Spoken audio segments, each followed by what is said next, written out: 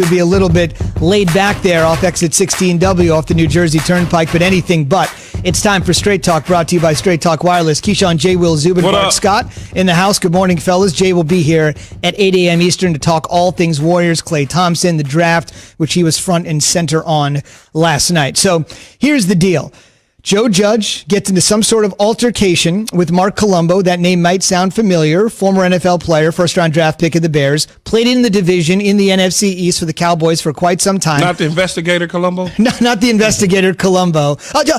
One last thing. Okay, you have to be way too old to get that. Only Key and I get that one. Peter Falk, who is Colombo, used to go out there, investigate, talk to a criminal. The criminal thinks he's going to get away with it. And then Peter Falk walks away. And then all the brain synapses start firing. He turns around and his money line would be, just one more thing. Well, just one more thing. Okay, so now for anybody that's not living in ancient times, back to 2020, but Colombo, old school shout out. Okay, just one more thing on Marc Colombo. Okay, so he was with the Cowboys, he retired, and then he became their assistant offensive line coach. Now he's with the Giants. Yes. Gets into a spat, verbal. The Giants went out of their way to say it was not physical with Joe Judge. They went out of their way. I was wondering if it was physical or not, because I would think, I played with Colombo at Dallas. I'm like, Colombo would probably have slapped up Judge. So I wanted to confirm that wasn't the case. Rottweiler fight at your Wawa me either, but I know it ain't pretty. So let me give you the quick end of the story and Key, get your thoughts on it.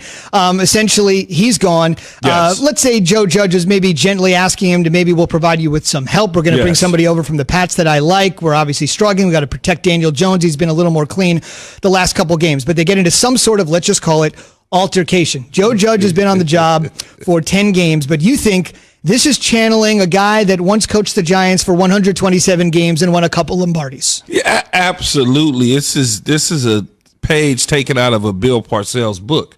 It's very difficult to fire an offensive line coach in the middle of the year.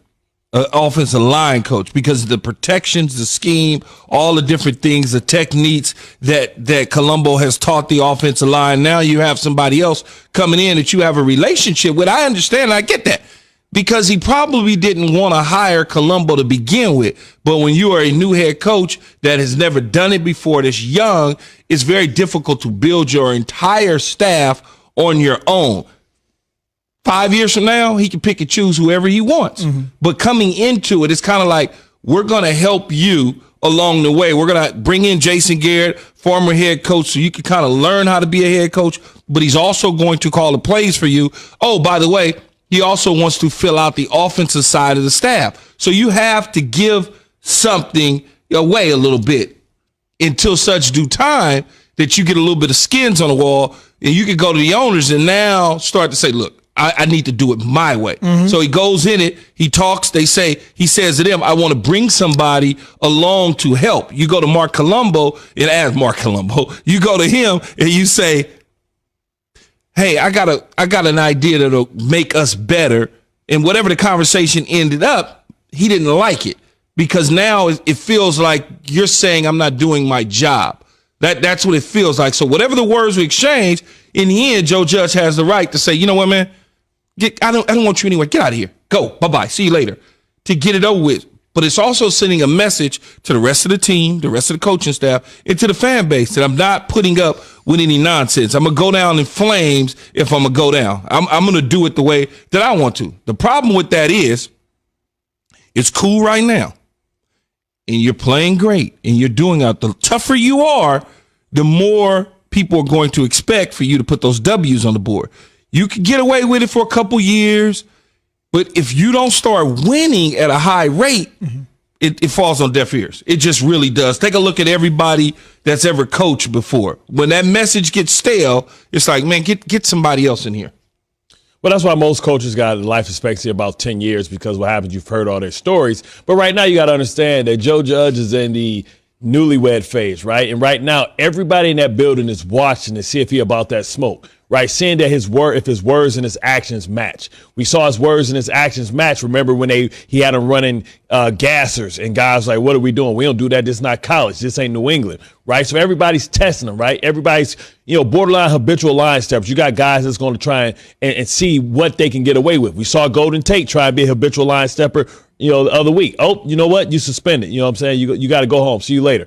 What did he do? He came back and he apologized. So really what's happening is, he wanted to have the people like when you're a first time head coach, you want to have guys that that's in that foxhole with you, not guys that are trying to undermine you and trying to be a head coach for themselves. So you got Colombo sitting there. He's a foreigner, right? He's a foreigner, but you're trusting him to be on your squad. He's Jason Garrett's guy. He's not my guy. So what did he do? He said, all right, I'll take the staff of what you guys want to help me to have because you want to borderline babysit me by going out and getting me a former head coach to make sure that I can have a smooth transition so that I can, bring in. So you give me some players that I can get, right? So I can go get Deion Lewis because I have a history with him. He's going to sing my praises. He's going to be we used to call him CIA inside of the locker room. Just go ahead and say it, man. Snitch. Yeah, CIA. Yeah, so he's the informant, right? So you bring in players. I mean, listen, when I came over, I was the guy for Rex. Not that I was going up snitching to Rex, but I was the guy that was. I was the guy that was in there. Me, Jim Leonard, Marquise Douglas. You think about I gotta watch you now, boy. Trevor Price, right? I was the guy that was saying, listen, guys, this is how we do it.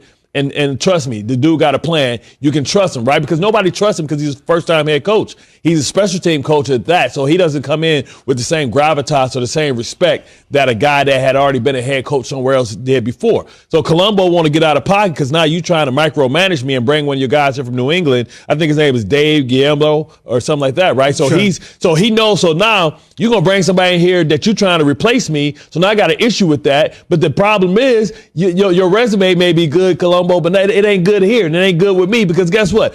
Thomas, who was supposed to be like the best pick, right? We picked him and we passed on Becton. We passed on all these dudes, right? And now we looking at they're underperforming. Bart, we trying to go to commercial break. Man, well, you sucked all the air out the mic and now you left me 2 seconds. Are you out of your mind, man? They got a clock. Keyshawn, the man been screaming go to break for the last 40 seconds. Straight up. Oh, turn my treble up. I can't hear you. This is not Bart and Han. When a man says go to break, go to break.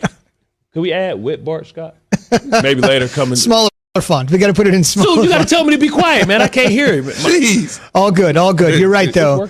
Andrew Thomas, the number 4 overall pick, the offensive tackle from Georgia, has really struggled, and that could be part of the move for sure. Straight Talk Wireless, no contract, no compromise. We'll get the technical crew here with Bart here during the commercial break to get it all squared away. I think he pulled it out.